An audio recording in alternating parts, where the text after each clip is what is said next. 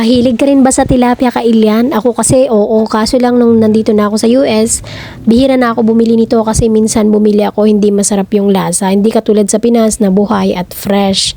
Kaya naman hindi lang pirito ang gagawin natin. Tara! I-level up natin itong ating piniritong tilapia.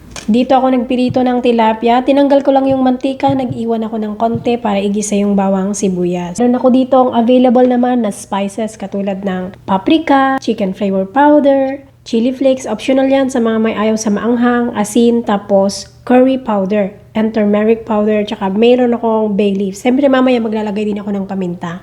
Magigisa na ako ng sibuyas. At bawang, pagsamahin ko na mga Kailian, usually inuuna ko talaga ang bawang. Isusunod ko na rin ang luya. Sinipag lang talaga ako magluto ngayon mga Kailian at gusto ko maiba naman na hindi lang yung kamatis na may bagoong, isawsaw ko yung isda. Ngayon ilagay ko na itong kamatis. Isang pirasong kamatis lang yan mga Kailian, galing sa aming garden. Ang laki kasi. Yan. Ilagay na natin lahat ng ating spices. O, ang dami mga Kailian, no, diba? Ilagay na natin para sumarap.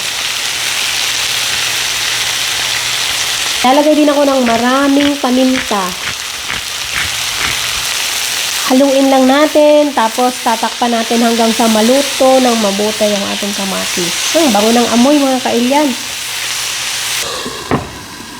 Tignan niyo itong aking kangkong mga Kailian na nakuha ko sa aming garden.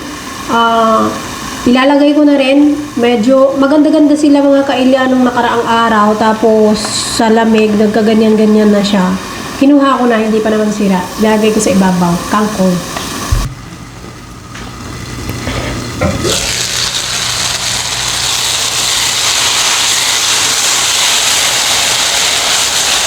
Ayan o, luto na mga Kailian. Lalagay na natin itong isda. Sa ibabaw, maglalagay tayo ng basil. Ilagay ko na rin yung aking pepper, red pepper.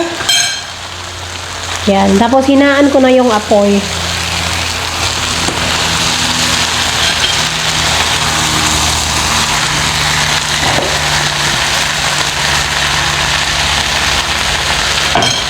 Ilagay na natin itong kangkong sa gilid.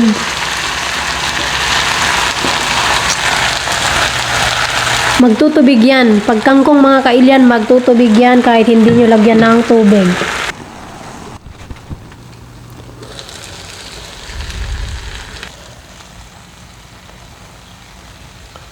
Yan, pwede na mga Kailian. Sarap-sarap naman ang itsura, oh.